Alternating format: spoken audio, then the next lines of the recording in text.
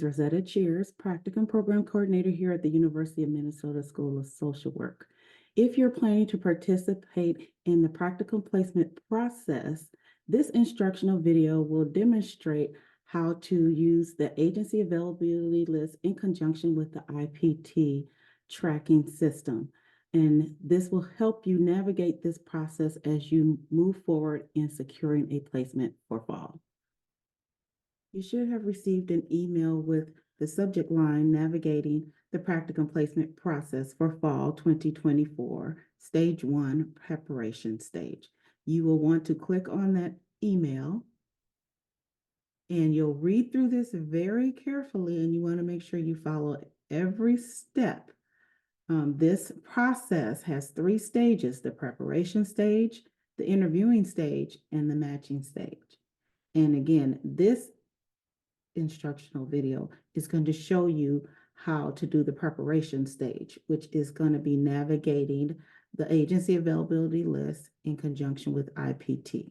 So if I scroll down and it says preparing for the interview, the first link that I see in the email is the process for securing a practicum placement for fall. This is the document. It can be downloaded to your device. It is a PDF document and it is fillable. So when you download it, you'll be able to see this. I want you to use this as a guide throughout the process. It shows each of the steps in this process. And as you complete each one, there is a box next to the number that you'll be able to check off. So the first thing it tells me to do is to review the 2024-2025 agency availability list.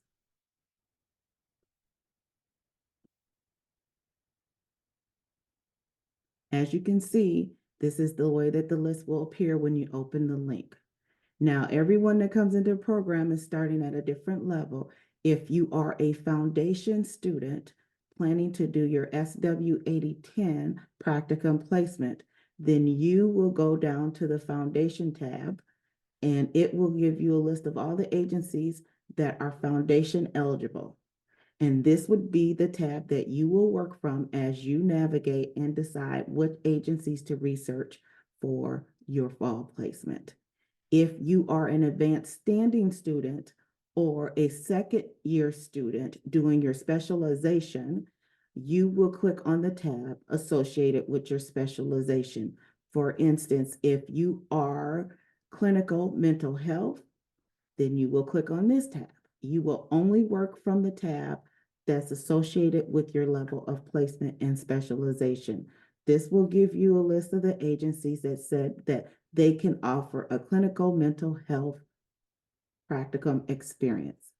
If you are community practice, you will work off of the CP tab. If you are family and children's, you will work off the F and C tab. And if you are in health, disability, and aging, you will work off of this tab. For those of you who are a 4E scholar, which means you have received a 4E scholarship, you have more restrictions on how you are to navigate this process.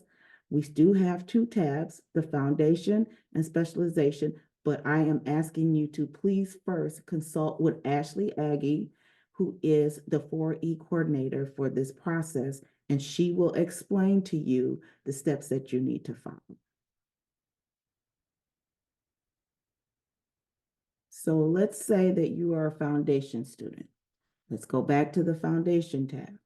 So if I'm a foundation student and I'm planning to do a placement in the fall, I have a list of all these agencies and I can scroll through here and it will show me all the agencies. It gives me the agency contact, gives me the agency's email and phone number. If I scroll over, and this will be the same for all tabs, if I scroll over, then I am going to see if they have evenings and weekends available. It will let me know if it's a paid internship, and then it tells me the total number of openings that they have at their placement for foundation. So if I choose to say, I want to, maybe I'm interested in advocates for human rights. I'm interested in Corner House. Then what I'm going to do after this is then go into IPT to read their description in detail. And we will get to that in a minute. I recommend that if you want to manipulate this list, to please download it, and then you can highlight and write right onto the spreadsheet how you see fit. However, because the information can change daily, I do strongly encourage that you continue to check this list on a regular basis. So let's now go and research these agencies that I'm interested in. Now we are on the login page for IPT.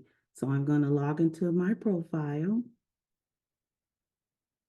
And as you see, there will be three tabs: the home page, the student detail page, which is the detailed information for me, and then there is a practicum list. So as a foundation student, I did mention that I wanted to look at advocates for human rights. So I will click on advocates for human rights. It will open up the practicum detail page for advocates. It will give me all their contact information. It will also let me know if they do interviews by phone, but you should ask because most people have went back to doing interviews in person. It will also show me the placement opportunities. And so I am a foundation student, and it shows me this agency offers foundation placements 2 in the fall. And when I scroll down some more, it will start giving me the description. It will let me know a little bit about the agency, what their mission is. It will tell me what type of learning I should expect to receive as a student. It will let me know, do they work with advanced social work and economic justice? What knowledge and skills I may need to have to do this internship. It also tells me if they work with child welfare population. And then additional information they offer us is whether or not they have evening or weekend hours, or if there's a paid stipend, and if it is, how much.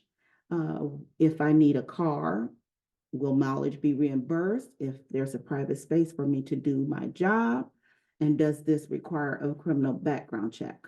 If the agency says it requires a criminal background check, then for the most part, the agency is responsible for that background check.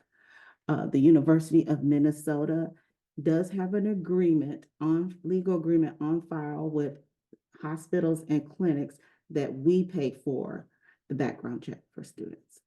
And so I can go here, and if I want to do even more information about that agency, I can go to their website and read up on them a little bit more. And then you will continue to do this process for each of the agencies that you want to do a little bit more research. I also said I was interested in Corner House, so I'll go to C for Corner House. And I open it, and again, it's the same information. Some people are more descriptive than others. You might have a lot of information in a description where you wouldn't need to visit the site. But I always encourage you to please still visit the site.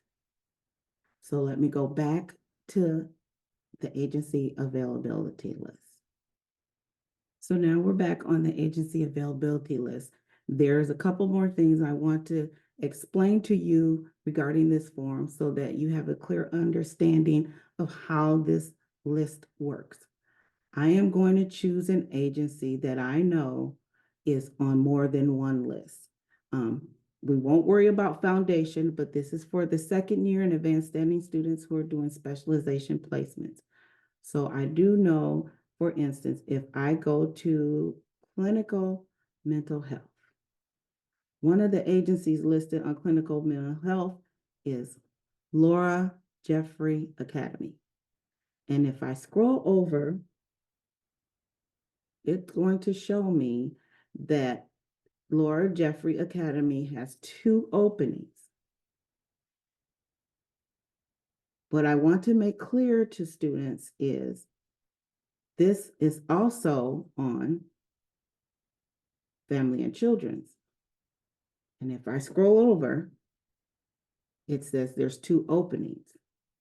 What needs to be clear that you understand, it does not mean, oh, Laura Jeffrey has 2 openings in clinical mental health and 2 openings in family and children's. What it means is Laura Jeffries is saying they have 2 specialization placements available. And if your specialization is CMH or family and children's, you can have one of those slots. They will interview you for one of those slots. So again, it doesn't mean they have a total of 4 specializations. It means they have a total of 2, and they will take either a clinical mental health student or family and children student. So you both, if there's one that's CMH and there's another student F&C, both are allowed to interview for this placement and vie for that spot. So that concludes my brief instructional video of how to navigate the list with IPT in your process of securing a placement for fall. You will receive information soon regarding the paid event, which stands for Practicum Agency Information Day. And you will receive that in your email soon, which will give you further instructions as we continue to navigate through this process. Please remember that the Practicum team is here always to aid and assist you, because we would like for your experience to be wonderful, robust, and successful.